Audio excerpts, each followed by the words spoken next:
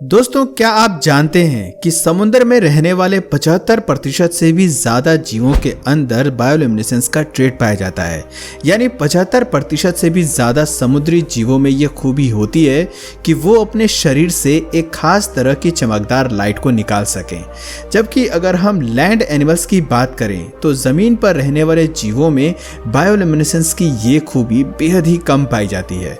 जमीन पर रहने वाले जीवों में जुगनू और मिलीपीढ़ी कुछ ऐसे गिने चुने क्रिएचर्स हैं जिन्हें हमने अपनी आंखों से चमकते देखा होगा।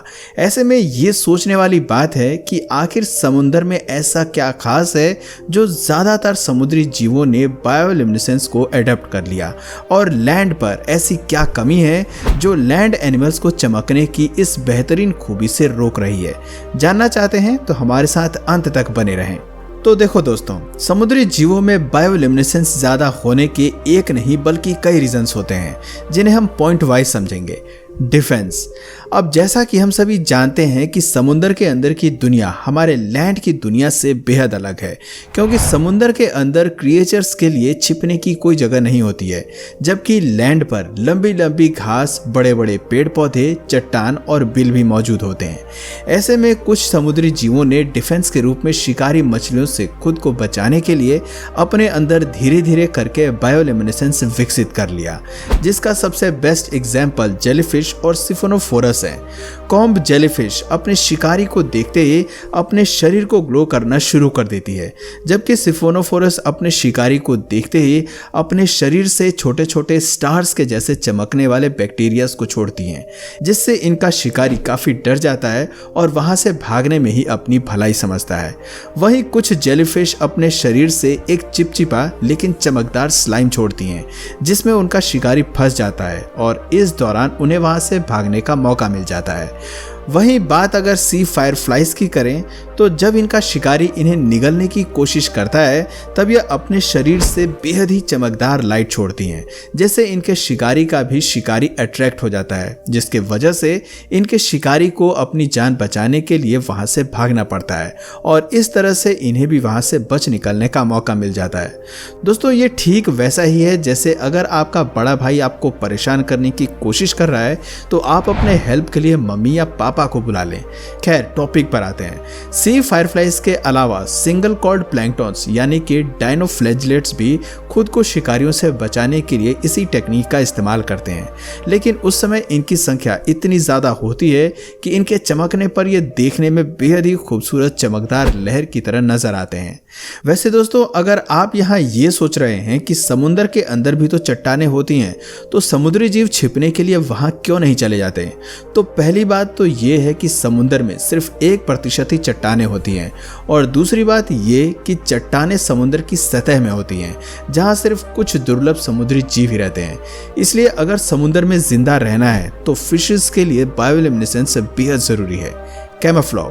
कैमोफ्लेज यानी कि वो टेक्निक जिसमें क्रिएचर्स खुद को अपने आसपास के माहौल में इस कदर ढाल लेते हैं कि वो दिखना ही बंद हो जाते हैं। जैसे गिरगिट जो अपने शरीर का रंग हरा कर लेता है ताकि पेड़ की पत्तियों में खुद को छिपा सके। लेकिन बात अगर समुद्री दुनिया की करें तो पानी के अंदर खुद को कैमोफ्लेज करना थोड़ा मुश्किल होता है, इसलिए समुद्री जीव इसके लिए बायोल्यूमिनेसेंस का सहारा लेते हैं। दरअसल समुद्र के अंदर 200 मीटर से 1000 मीटर तक सर्टेन अमाउंट ऑफ सनलाइट पहुंचती है, इसलिए जब कोई मछली पानी में तैर रही होती है तो सनलाइट की वजह से नीचे की तरफ उसकी परछाई बनती है।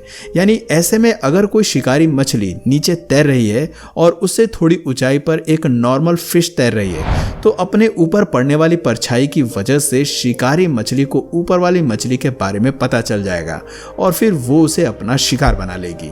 ऐसे में अपनी परछाई बनने से रोकने के लिए नॉर्मल मछलियां अपने शरीर के निचले हिस्से से लाइट छोड़ने लगती हैं, जिससे नीचे वाली शिकारी मछली को ये लगता है कि ऊपर से सनलाइट आ रही है, और इस तरह से कोई भी चमकने वाली मछली खुद को समुद्र में कैमोफ्लेज कर लेती है।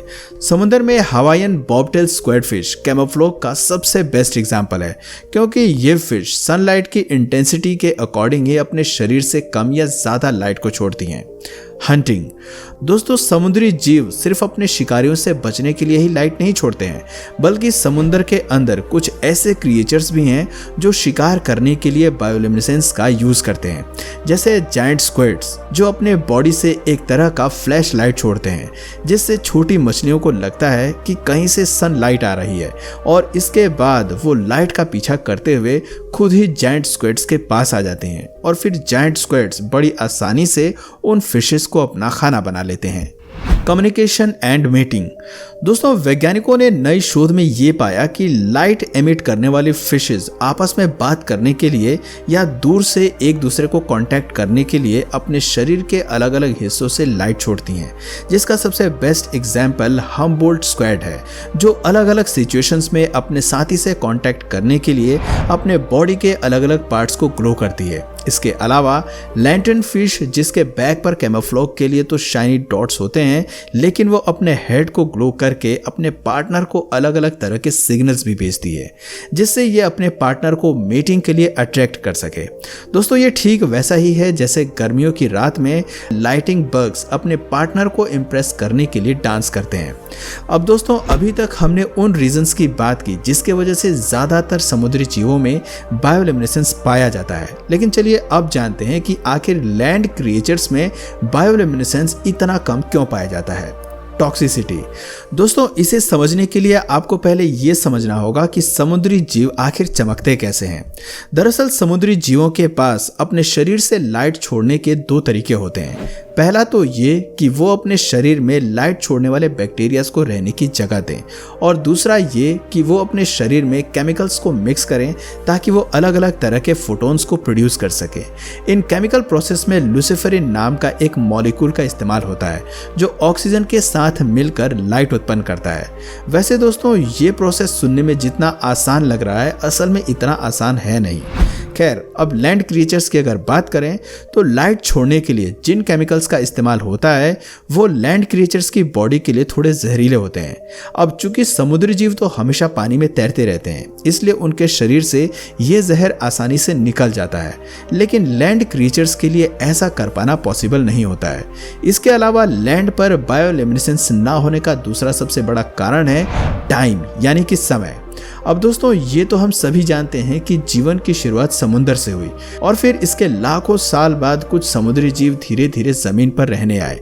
इसलिए यहाँ ये कहना गलत नहीं होगा कि समुद्र में रहने वाले क्रिएचर्स में बायोल्यूमिनेसेंस लैंड पर रहने वाले जीवों से बहुत पहले विकसित हो गया था। यहाँ हम ये भी कह सकते हैं कि ऐसा नहीं है कि लैंड क्रिएचर्स में बायोल्यूमिनेसेंस की खूबी नहीं पाई जाती है, बल्कि यहाँ ये कहना ज़्यादा सही होगा कि अभी तक ज़्यादातर लैंड क्रिएचर्स में बायोल्यूमिनेसेंस विकसित नहीं हुआ है, और ऐसा हो सकता है कि आने वाले हजारों लाखों सालों में लैंड क्रिएचर्स भी बायोल्यूमिनेसेंस को पूरी तरह एडॉप्ट कर लें। वैसे हमारी इस थ्योरी का एक और सबूत ये है कि फ्रेश वाटर एनिमल्स में भी अभी तक बायोल्यूमिनेसेंस नहीं पाया जाता है, क्योंकि लैंड की तरह ही फ्रेश वाटर एनिमल्स भी ज़्यादा पुराने नहीं हैं। इसलिए फ्रेश वाटर एनिमल्स में भी अभी तक बायोल्यूमिनेसेंस विकसित नहीं हो पाया है। वैसे आपकी इस पर क्या राय है, हमें नीचे कमेंट करके ज़रूर बताएं, और अगर इस वीडियो से आपको कुछ नया जानने या सीखने को मिला या फिर इंटरेस्टिंग लगा तो प्लीज़ इस वीडियो को एक लाइक करके अपने फ्रेंड्स और फैमिली में इसे ज़रूर शेयर करें, और यदि आप इस चैनल पर नए हैं तो प्लीज़ इस चैनल को सब्सक्राइब करके बेल नोटिफिकेशन आइकन को ऑन कर लीजिए, ताकि हमारे आने वाले वीडियोस आप मिस ना करें। मिलते हैं फिर किसी वीडियो में नए टॉपिक के साथ, तब तक के लिए नमस्कार।